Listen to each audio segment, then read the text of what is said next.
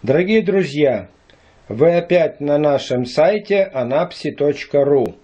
С вами Илма Корчевска, профессиональный врач-психиатр в цикле «Психология бесконфликтности в семье».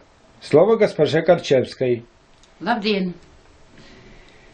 Ar jums atkal ir kopā. Esmu kopā profesionāls ārsts psihiatrs Ilma Karčevska. Mēs turpinām tēmu par ģimenes konfliktoloģijas pamatiem.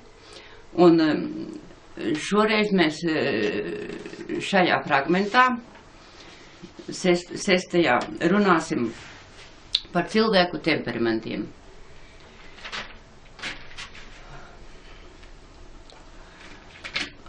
Vispār cilvēkus temperamentus sadala 4 temperamentos. Flegmātiķi, holēriķi, sangviniķi un melanholiķi. Mēs parunāsim šajā fragmentā tieši par holēriķiem. Holēriķis ir cilvēks, kas viegli aizraujas ar vētrainām emocionālām reakcijām. Enerģiski ņemas pie katra darba un ātri atkal atsalst pret darbu. Ātri kustās, ātri darbojās, nevar ilgstoši nodarboties ar vienveidīgu darbu. Tāds dinamisks cilvēks.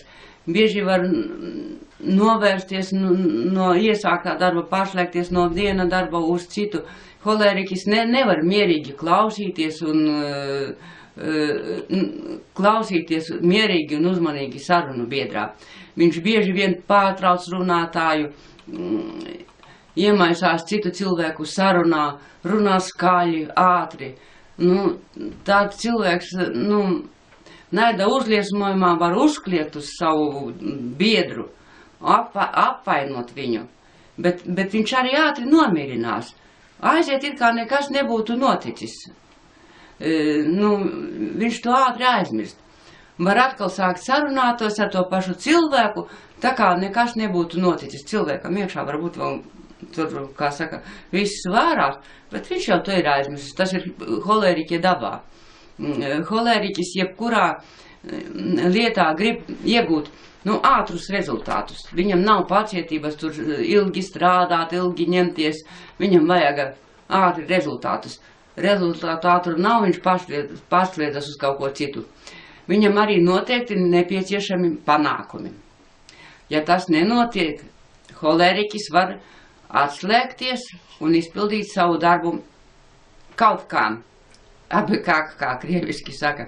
Tāds cilvēks ātri apgūst jaunas lietas, viņš ir enerģisks, jebkurā veidā cenšas sniegt,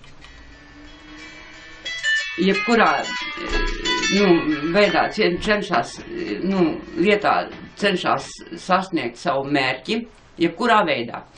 Var tikt viegli galā ar uzdevumiem, kuru jēga tam ir saprotama un interesanta. Holēriķim bieži mainās garastāvoklis. Viņš var būt neizturams un eksplozīvs par niecīgu iemeslu. Ja viņam kāds ašā formā norāda uz kļūdām, viņš apvainojās, sāk skandalēt, sakonfliktē ar to cilvēku. Cilvēks saprot, ka ar skandālu var apmierināt savas vajadzības, uztaisīs skandālu, viņa viedoklis tiks uzklausīts un viņa prasības tiks apmierinātas. Viņš speciāli sāks strīdus. Tāds ir holēriķa raksturs un ar to ir jārēķināts. Paldies par uzmanību.